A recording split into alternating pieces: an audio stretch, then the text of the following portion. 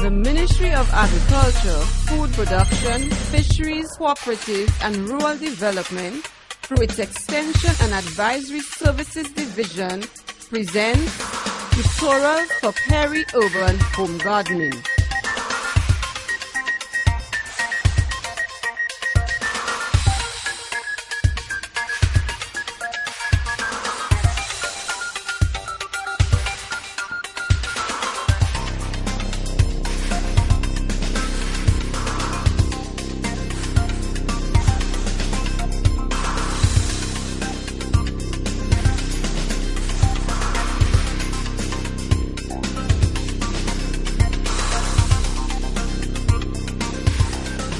Hi, I am Vernet James, and this is your program, Tutorials for Peri-Urban Home Gardening. Now I know that you have selected the location for your garden and the site is prepared. So today, we are going to take you through the process of using organic manure. Organic manure is either compost that is prepared in the backyard, or manure that is collected from animal pens or in the open pasture. Whichever you decide, these organic fertilizers are rich in nutrients that could help your garden develop to produce healthy fruits and vegetables.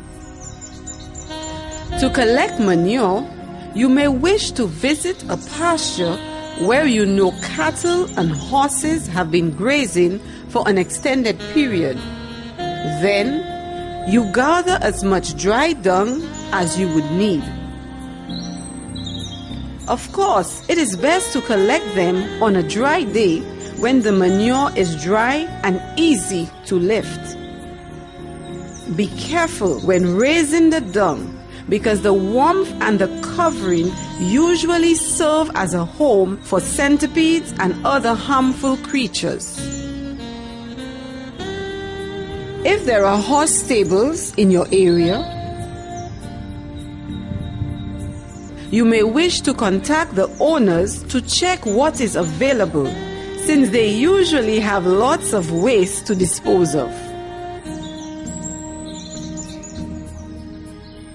Owners of small ruminants like sheep, goat, and rabbits could also be contacted to obtain droppings from these animals. The remains from poultry units are also rich in nutrients and could also be collected to enrich your soil. Fresh manure should never be used, as it will increase the risk of disease conditions in the garden and may transmit infections to you, the user. For additional protection, ensure that you put on some proper hand gloves before handling animal waste.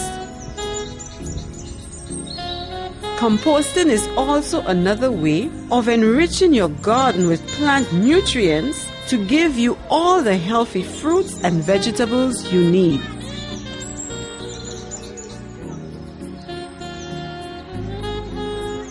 Composting essentially speeds up the process of decomposition that would occur naturally in everything organic.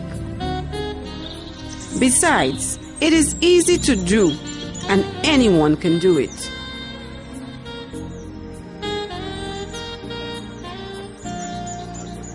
To start it off, select an area to set your compost bin. If your bin is placed in an area where it receives lots of sunlight, it would require watering more frequently to keep the materials moist so that the organisms could do their job.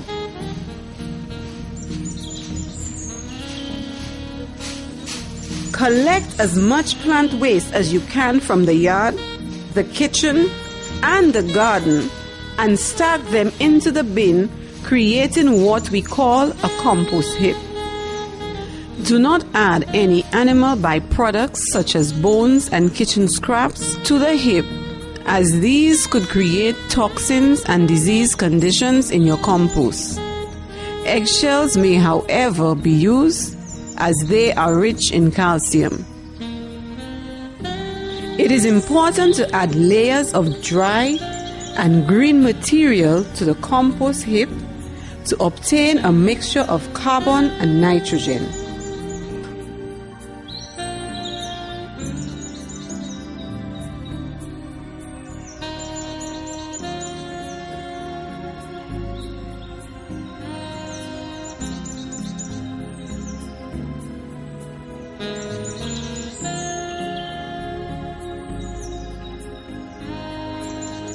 Water the heap regularly to keep the organisms alive.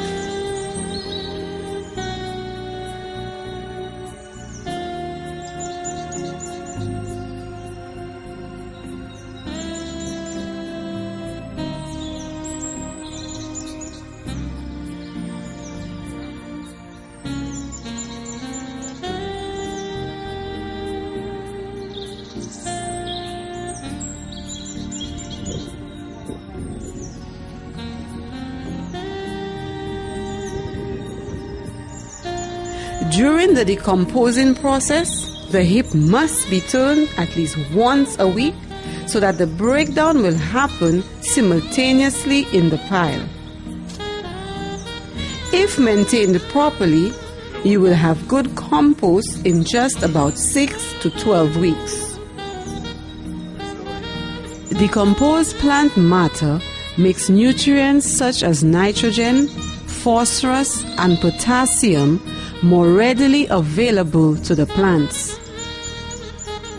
These nutrients are slowly released, eliminating the need for chemical fertilizers. Now that your compost is ready, a soil mixture could be made using 1 part compost, 1 part river sand, and 1 part ordinary soil. Compost improves aeration in the soils by opening pore spaces and allowing water retention in sandy soils. You can also use the compost with just ordinary soil in a ratio of 1 part compost to 2 part soil. The same can be done in a soil to manure ratio with 2 part soil to 1 part manure.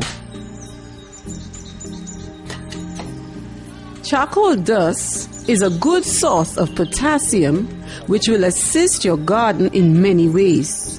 This includes increasing crop yields, raising the pH level of soils, and improving soil structure.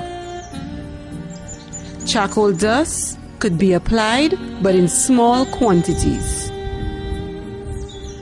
If you are using containers or seed trays for planting, do a proper mixture of soil and organic matter beforehand. Use a shovel to ensure that the particles and nutrients are evenly distributed.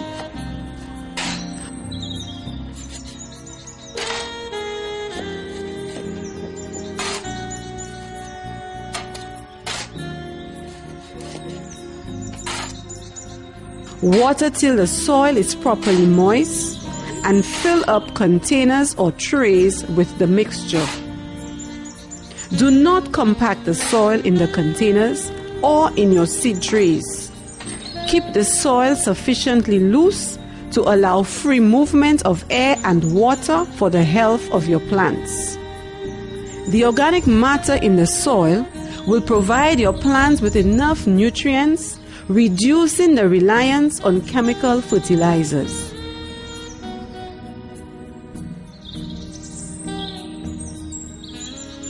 Remember, to collect manure, visit a pasture where you know cattle and horses have been grazing for an extended period. On a dry day, gather as much dry dung as you would need. Obtain droppings from small ruminants like sheep, goat, and rabbits. Put on some proper hand gloves before handling animal waste.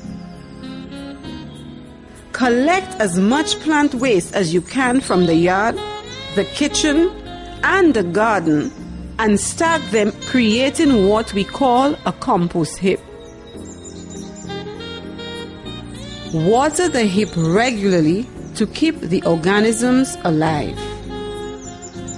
The heap must be turned at least once a week so that the breakdown will happen simultaneously in the pile. Charcoal dust could be applied, but in small quantities. If you are using containers, do a proper mixture of soil and organic matter beforehand. Use a shovel to ensure that the particles and nutrients are evenly distributed. Keep the soil sufficiently loose to allow free movement of air and water for the health of your plants. Organic is always better for ourselves and the environment. Let us make use of the organic matter all around us for the health of our nation. Until next time, I am Vernet James, and we thank you for joining us.